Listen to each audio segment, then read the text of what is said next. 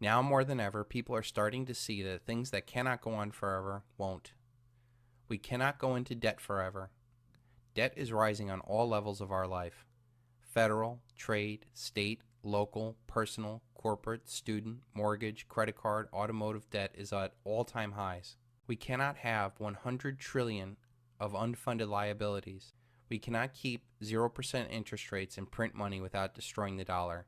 We cannot continue to have rising health, food, and fuel costs. We cannot have endless, senseless wars and over 700 American military bases overseas. We cannot have 85 million baby boomers retiring at the same time to start taking from the generational Ponzi scheme.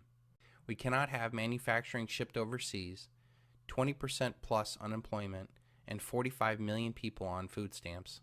We cannot have wide open borders with 25 million illegal immigrants. We cannot have half of Americans obese and 27 million Americans on antidepressants. We cannot continue to have banker bailouts, high-frequency trading, or flash crashes.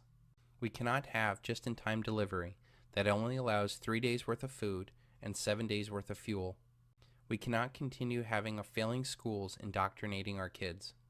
We are living at a unique period in human history, and all things that cannot go on forever won't. This period will end, and it will result in an unimaginable upheaval in every aspect of your lives. In fact, I'm willing to bet that if you're here right now, it already has. The bad news is, it is unfortunately going to get much worse before it gets any better.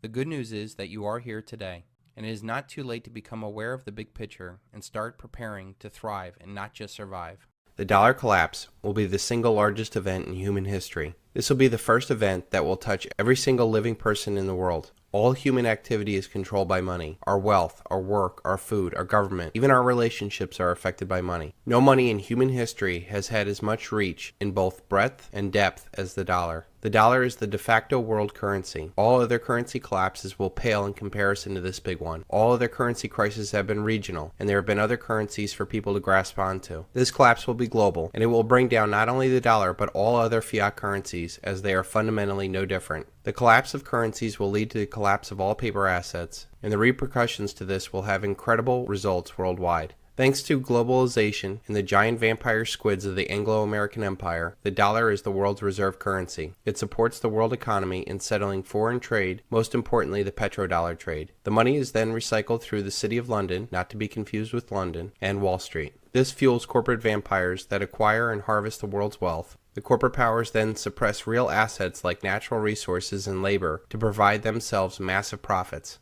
This fascist, statist, collectivist model provides the money into the economy to fund an ever-increasing federal government. The government then grows larger and larger, enriching its minions with jobs to control their fellow citizens. Finally, to come full circle, the government then controls other nations through its military-industrial complex. This cycle will be cut when the mathematically inevitable collapse of the dollar happens. In order for our debt-based money to function, we must increase debt every year in excess of the debt and interest accrued the year before, or we will enter a deflationary death spiral. When debt is created, money is created. When debt is paid off, money is destroyed. There is never enough to pay off the debt because there would not be $1 in existence. We are at a point where we will either default on the debt or create more money in debt to keep this cycle going. The problem is, if you understand anything about compounding interest, we are reaching a hockey stick moment where the more debt that is incurred, the less effective it is, and this leads us to hyperinflation. There are only two actors needed for this hyperinflation: the lender of last resort, the Federal Reserve, and the spender of last resort, the government. These two can and will blow up the entire system.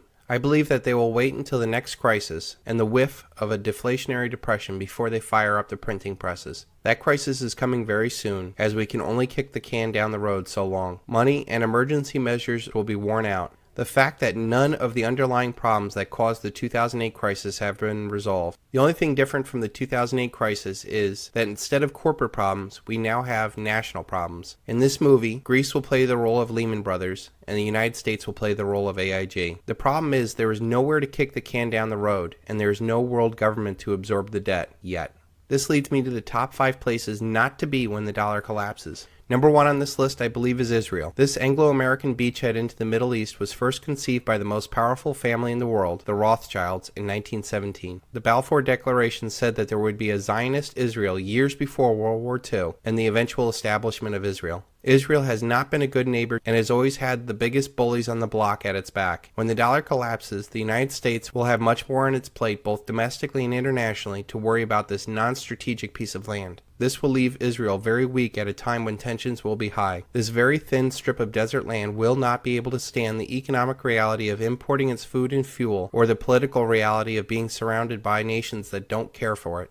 Second on this list, I feel, is Southern California. The land of fruit and nuts turns into battlefield Los Angeles. 20 million people packed into an area that has no food and water is not good, to say the least. Throw on top of it huge wealth disparities and the proximity to a narco state, and this does not bode well. We have seen the riots for Rodney King, but what will happen when the dollar is destroyed and food and fuel stop coming into this area? Number 3 on this list is London. The land of Big Brother and the former empire of the worldwide slave and drug trade will suffer heavily. The stiff upper lip that the British elite ingrained in their subjects will not work anymore as the British population explodes. People will sacrifice and unite for any foreign enemy, but not if that enemy has always been the British elite. The Anglo-American Empire may pull off another false flag to distract its population on another Emmanuel Goldstein like in 1984, but I feel this collapse will happen before they can pull it off. This will make all eyes point at the British elite as solely responsible for this catastrophe. We have seen massive riots for soccer matches with hooligans. What will happen when the food and fuel gets shut off to this tiny island? Number 4 on this list is New York City, another large urban area living too high on the dollar hog. New York City is the area I moved out of in 2008. There's little doubt that all of the wealth in New York, New Jersey, and Connecticut is a derivative off of Wall Street wealth. The savings and investment for an entire nation and much of the world flows through that financial capital. As the world wakes up to the massive financial fraud, this could lead to the destruction of capital like you've never seen before. This will have tremendous effects on the regional economy as people driving Mercedes suddenly wonder where their next meal is coming from.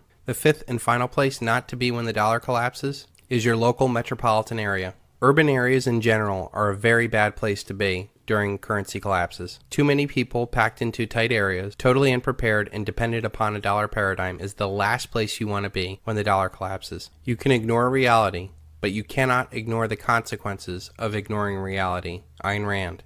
To sum it up, those areas that lived highest on the hog in the dollar paradigm will most likely be the worst places to live when the dollar collapses. Most that live in urban areas will probably pass this off as doom and gloom, but rest assured, this dollar collapse is happening. It is a mathematical inevitability.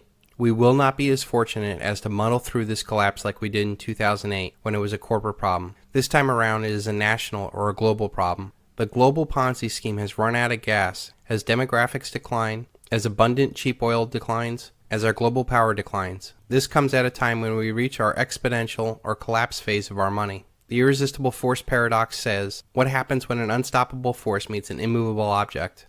We are about to find out when infinite money hits a very finite world. Where do you put your money? What's the number one conviction trade right now for you, 2020? Silver. Silver? Silver? Why not gold? Because when you look at the relative values of silver and gold, silver today is about, let's say, 65% below its prior peak. Gold is getting very close to its prior peak. Can it go exponential like we're seeing in some of the non-precious metals? I think there's a high probability of that. I would call monetary policy a policy of bubble to bubble.